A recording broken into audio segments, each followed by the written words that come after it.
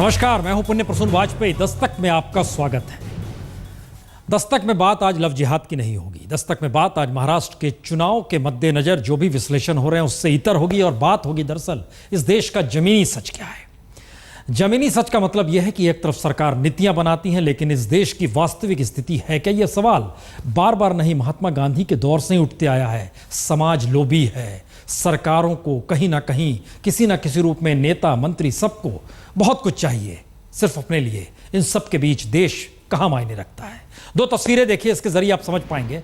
दरअसल ये दो तस्वीरें बताती हैं कि इस देश में जमीन देने की स्थिति में कोई नहीं है। कंपोस्ट खाद प्लांट लगे कहां पर? जमीन नहीं है। रेप क्राइसिस सेंटर खुले कहां पर? जमीन नहीं है। और ये दो स्थितियां क्यों आ गई, इन सब के मद्देनजर आज जरा टटोलने की कोशिश करते हैं कि क्या वाकई मोदी मिशन क्राइसिस में है। एक संकट तो है, एक मुश्किल तो है मिशन को लेकर, क्योंकि इस मिशन की मुश्किल सबसे बड़ी यही है कि दरअसल जहां से कूड़ा जमा किया गया वो कूड़ा जमा होते चला गया उस दिशा में कदम अब आगे उस कूड़े को लेकर क्या किया जाए। एक पत्र स्क्रीन पर, दरअसल ये कैबिनेट सेक्रेटरी का पत्र है जो कि लिखा गया है फर्टिलाइजर मिनिस्ट्री में सेक्रेटरी को। इसमें प्रधानमंत्री के निर्देश पर ही कैबिनेट सचिव ने यह पत्र लिखा है। इस पत्र में इस बात का जिक्र है कि सफाई से जमा होने वाले कूड़े को फर्टिलाइजर में बदलना होगा, यानी खाद में बदलिए, और जहां कूड़ा डंप होता है वहां कंपोस्ट खाद के प्लांट लगाए जाएं। इसमें यह भी जिक्र है कि दरअसल सफाई अभियान के तहत ही प्लांट लगाए जाए, यानी जो बजट की बात है उसको उससे जोड़ा जाए, और शहरी विकास मंत्रालय भी तुरंत पहल करे, तुरंत कार्रवाई करे। यह पत्र तो निकला प्रधानमंत्री के निर्देश के बाद से, लेकिन एक सवाल हर ज़हन में है कि इस देश के भीतर जितनी जमीन चाहिए उस जमीन के मद्देनजर दिल्ली का मसला ले लें, 17 एकड़ में एक प्लांट लगा। उस प्लांट का मतलब क्या है? एक प्लांट बंद हो गया, 2 प्लांट लगे, वो प्राइवेट सेक्टर को दिए गए, और दोनों प्लांट में से माना यही गया कि जमीन हथियाने के लिए प्लांट की बात कह के जमीन ले ली गई, वहां से कुछ काम होता नहीं है। आएंगे इस पर भी, बताएंगे ये खेल कैसे चलता है इस देश के भीतर। लेकिन मुश्किल यह है कि दरअसल कूड़ा जमा होते चला जा रहा है।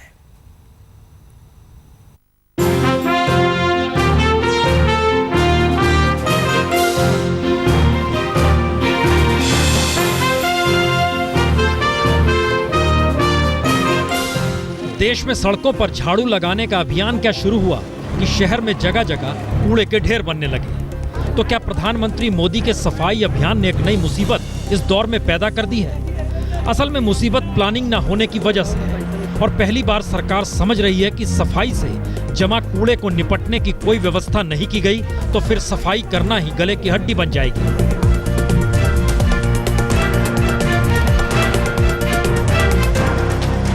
क्योंकि दिल्ली हो या पटना या मुंबई हो या फिर बेंगलोर या फिर कोई भी बड़ा शहर, ये तस्वीरें जाहिर कर रही हैं कि शहरों में कूड़े के ढेर बढ़ते जा रहे हैं। सबसे भयावह स्थिति तो दिल्ली में है। दिल्ली में हर दिन 2000 मीट्रिक टन से ज्यादा कूड़ा जमा हो जाता है, जिन्हें शहरों में 3 जगहों पर डंप किया जाता है। हर दिन 200 से ज्यादा ट्रक कूड़े को गाजीपुर, ओखला और भलसवा में डंप करने पहुंचते हैं। इन तीनों में सबसे ज्यादा 1100 मीट्रिक टन कूड़ा हर दिन सिर्फ गाजीपुर में डंप किया जाता है।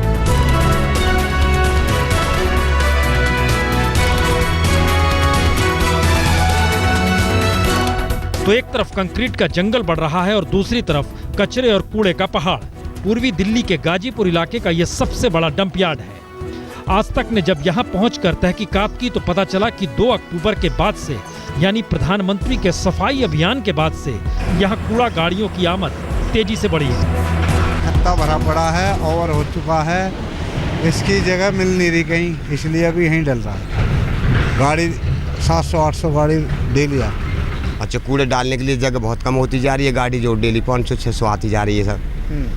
तो अब इसकी आज की स्थिति आप देख सकते हैं जी, कूड़ा बढ़ता जा रहा साहब डेली, और जगह पे यहाँ पे है नहीं साहब। डंप यार्ड में पहाड़ बनते कूड़े के ये ढेर अब नगर निगम या जिला प्रशासन भर के लिए मुसीबत नहीं है, बल्कि मोदी सरकार भी इस चुनौती से निपटने के लिए नीतियों की बदलने की बात अब करने लगी है।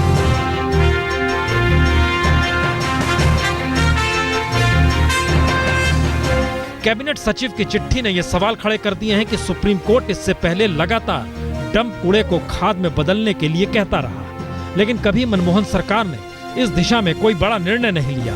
और प्रधानमंत्री बनने के बाद जब नरेंद्र मोदी ने स्वच्छ भारत अभियान शुरू करने का बीड़ा उठाया तो कूड़े और कचरे से निपटने का कोई ब्लूप्रिंट पहले से तैयार ही नहीं था।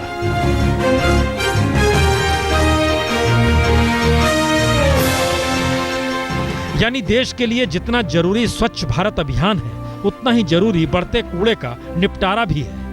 इसीलिए सवाल इतना ही है कि सरकार अगर इन दोनों में से किसी एक मोर्चे पर भी कमजोर हुई तो स्वच्छता का महाअभियान किसी सरकारी प्रोजेक्ट की तरह खुद में ही सिमट जाएगा। और फिलहाल कूड़े का ये ढेर इसी बात की तरफ ले जा भी रहा है।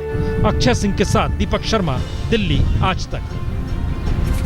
मुश्किल इतनी बार नहीं है। मुश्किल क्या है ये हम आपको बतला देते हैं। दरअसल सुप्रीम कोर्ट ने 14 बरस पहले ही कहा था कि दरअसल कूड़े पर चिंता जताई थी, जिस रूप में कूड़ा जमा हो रहा है। कहा था जमीन दीजिए, जमीन डंप यार्ड के लिए भी दीजिए और प्लानिंग करने के लिए वहां पर जो प्लांट लगाए जाए उसके। और 14 साल से कोई जमीन डंप यार्ड प्लांट के लिए सरकार नहीं दे पाई। सरकार का मतलब दिल्ली में डीडीए भी आप मान सकते हैं, उस विभाग ने जमीन नहीं दी।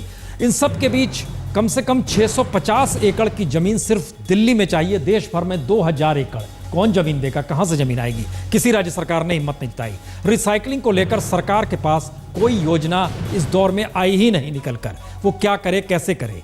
और दिल्ली में कंपोस्ट खाद बनाने के लिए 2 निजी प्लांट है। एक प्लांट बंद हो चुका है, एक सागरपुर में है। वो किस रूप में काम कर रहा है, कैसे बिजली पैदा होती नहीं है। माना यह गया कि किसी रूप में प्लांट लगाने के लिए जमीन ले ली जाए, क्योंकि 17 एकड़ जमीन दिल्ली जैसे शहर में बड़े मायने रखती है।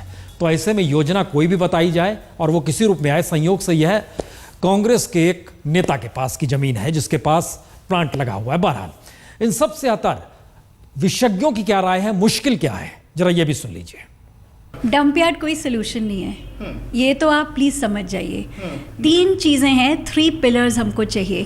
Composting plus buyback, waste pickers और कबाड़ीज जो आपका 20% रिसाइकिल करते हैं उनको फॉर्मल बनाइए, उनको जगह दीजिए ताकि आज के दिन में जो कबाड़ी पुलिस को हफ्ता खिलाता है वो बंद हो, वो फॉर्मल हो। उनके लिए स्टैंडर्ड्स बनाइए। ये सब चीज़ें बनाई हैं। सरकार अपनी आंखें खोले। हमको कूड़ा साफ़ करने के पहले ये देखना चाहिए कि कूड़ा कम कैसे हो। वो तो हम देखते नहीं, क्योंकि आप गवर्नमेंट में भी कुछ देखें, आप किसी भी मिनिस्ट्री में जाइए, बड़े बड़े गुलदस्ते होते हैं हर जॉइंट सेक्रेटरी और सेक्रेटरी के कमरे में। किसी न किसी दिन वो ख़राब हो जाके मुरझा के वेस्ट होते हैं ना। तो हम लोग तो ये चीज़ें देखते ही नहीं हैं। मैं तो बोलती हूँ हर मिनिस्ट्री में बंद करो ये फूलबाजी। अर्बन मिनिस्ट्री में कई प्लान्स थे कि हम क्या करेंगे, लेकिन दिक्कत ये आ रही है कि ये प्लान्स हमको बताए नहीं गए पब्लिकली। तो अगर हमको भागीदारी में इसमें शामिल होना है तो झाड़ू के अलावा हमको प्लान्स भी बताइए, हम भी शायद कोई आइडियाज़ दें, ना केवल मेरे जैसे लोग लेकिन आम जनता जो झाड़ू लेके आगे पीछे अभी चल रही है। शहर बढ़ते जा रहे हैं, कूड़ा बढ़ते जा रहा है। गांव में सिर्फ 6% कूड़ा, 94% शहरों में कूड़ा। स्थिति देखिए, जमीन है नहीं प्लांट के लिए किसी के पास। कूड़े के ढेर से किसान का क्या लेना देना? कूड़ा तो शहरों की देन है। ग्रामीण भारत में तो शहरों की तुलना में सिर्फ 6% कूड़ा ही रहता है। लेकिन सरकार अब महात्मा गांधी को याद करते हुए स्वच्छ भारत का सपना हर दिल में जगा रही है, तो फिर किसानों को खाद में मिलने वाली सब्सिडी का बड़ा हिस्सा भी कूड़े को कंपोस्ट खाद के प्लांट में लगाने की दिशा में सरकार निर्णय ले चुकी है। आज तक के हाथ लगे कैबिनेट सचिव अजीत सेठ की यह चिट्ठी जाहिर करती है कि देश में सॉलिड वेस्ट यानी कूड़े के बड़े बड़े पहाड़ देश के लिए गंभीर समस्या बन चुके हैं। और जानकारी के मुताबिक प्रधानमंत्री मोदी के सुझाव पर कैबिनेट सचिव ने देश के फर्टिलाइजर सचिव को फौरी आदेश दिए हैं कि वो जगह जगह कूड़े के बढ़ते ढेर को फर्टिलाइजर यानी खाद में तब्दील करें। कैबिनेट सचिव ने रसायन एवं उर्वरक मंत्रालय को आदेश दिए हैं कि वो हर साल 80,000 करोड़ रुपए की सब्सिडी का कुछ हिस्सा कूड़े के ढेर से तैयार की जा रही कंपोस्ट खाद की बिक्री में खर्च करें। सरकारी नीति के तौर पर मोदी सरकार का ये एक बड़ा फैसला है। लेकिन कैबिनेट सचिव के इस पत्र के पीछे का सच यह भी है कि कंपोस्ट खाद के लिए प्लांट लगाने के लिए दिल्ली में डीडीए के पास जमीन नहीं है और देश के किसी भी राज्य में किसी भी सरकार के पास कंपोस्ट प्लांट लगाने का कोई मॉडल है ही नहीं। वो कंपोस्ट प्लांट लगाने के लिए जमीन लाए कहां से, उसके लिए पूंजी आए कहां से और कंपोस्ट खाद खरीदेगा कौन? यानी बिना किसी प्लान के ही स्वच्छ भारत के महाअभियान की इस दौर में शुरुआत भी हुई। ऐसे में प्रधानमंत्री नरेंद्र मोदी हाथ में झाड़ू लेकर क्या निकले, पूरी सरकार ही देश साफ करने के लिए सड़कों पर उतर आई। क्या मंत्री, क्या सचिव, क्या हीरो, क्या हीरोइन और क्या उद्योगपति, मोदी के मंत्र ने सबके हाथ में झाड़ू थमा दी।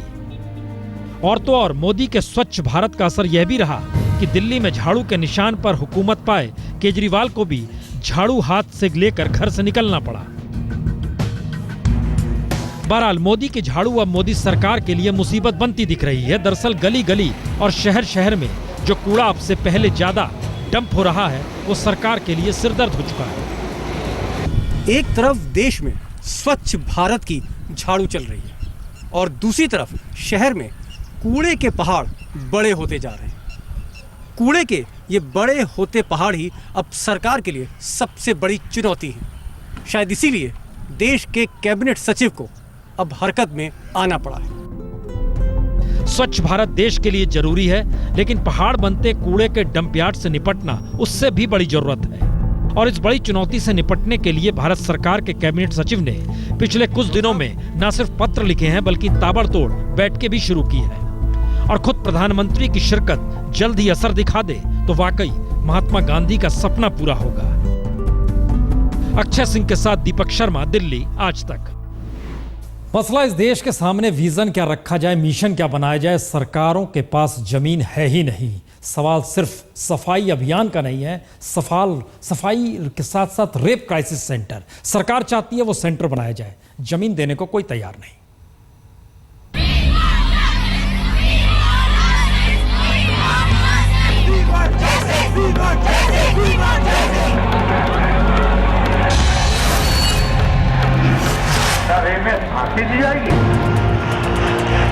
निर्भया गैंग रेप के बाद पूरे देश से आवाज उठी कि अब कुछ करना होगा कि आवाज जनता ने उठाई तो क्या नेता, क्या मंत्री और क्या राज्य सरकारें, हर किसी ने कहा वाकई कुछ तो होना चाहिए। लेकिन जैसे ही रेप क्राइसिस सेंटर खोलने के लिए जमीन देने का सवाल आया तो हर सरकार ने आंखें मूंद ली, जुमा सिल ली। जी, मोदी सरकार ने आते ही रेप क्राइसिस सेंटर खोलने का फैसला किया और कहा कि देश भर में 663 सेंटर खोले जाएंगे। वुमेन एंड चाइल्ड मंत्रालय ने जून के अंतिम हफ्ते में सभी सांसदों को पत्र लिखा कि अपने एरिया में रेप क्राइसिस सेंटर के लिए वो जगह देख लें। लेकिन देश के 800 सांसदों में से सिर्फ 25 सांसदों ने ही मंत्रालय को पत्र का जवाब दिया।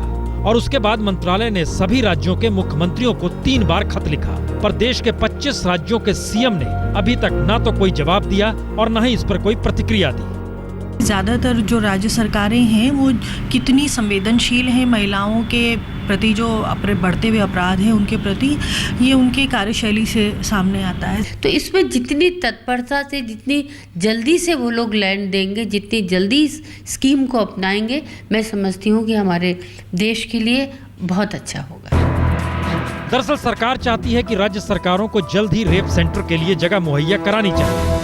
मंत्रालय के ब्लूप्रिंट के अनुसार हर जिले में 300 स्क्वायर मीटर का सेंटर बनेगा, जिसमें रेप पीड़ित महिलाओं को तुरंत लीगल और मेडिकल के साथ साथ काउंसलिंग की सुविधा भी मिल सके। लेकिन अभी तक सिर्फ मध्य प्रदेश, पंजाब और हरियाणा के अलावे किसी भी राज्य ने ना कोई जवाब दिया, ना ही कोई प्रतिक्रिया दी। प्रधानमंत्री मोदी के गृह राज्य गुजरात की सरकार ने भी रेप क्राइसिस सेंटर के लिए एक भी जगह अभी तक तय नहीं की है।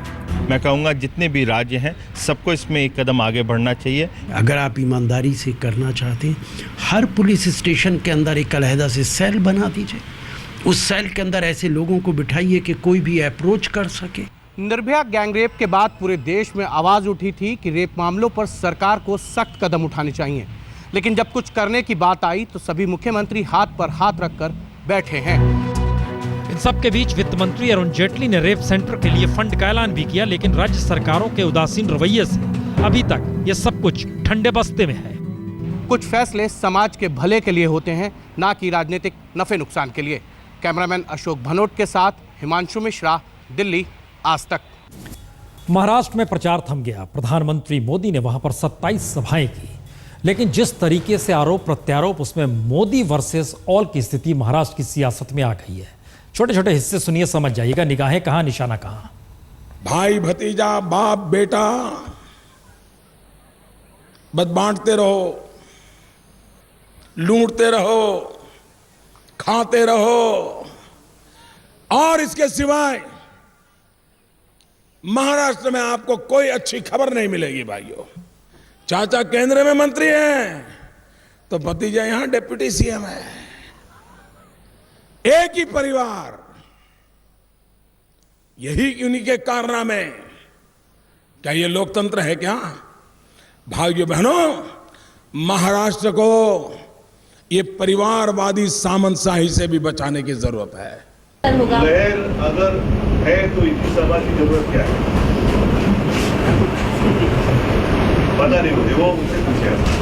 महाराष्ट्र में अगर लहर है तो आज तक मैंने कभी देखा नहीं कि प्रधानमंत्री किसी स्टेट में इतनी सारी सभा ले रहे हैं। आज हे दिसतंय की त्यांचा पक्षवाढीच्या संबंधीची चिंता जी तुम्हाला होती, ती चिंता किंवा चिंताग्रस्त स्थिती उद्धवनी ठेवलेली दिसत नाही. त्यांनी आपल्या पद्धतीने हे संघटन पुढे नेण्याच्या दृष्टीनं जी काही पावलं टाकता येतील ती टाकलेली दिसतात. आता यश आणि अपयश हे लोक ठरवतील, पण जे कष्ट करायचे असतात ती कष्ट करण्याची तयारी त्यांची अपेक्षेच्या पेक्षा मला जास्त दिसते.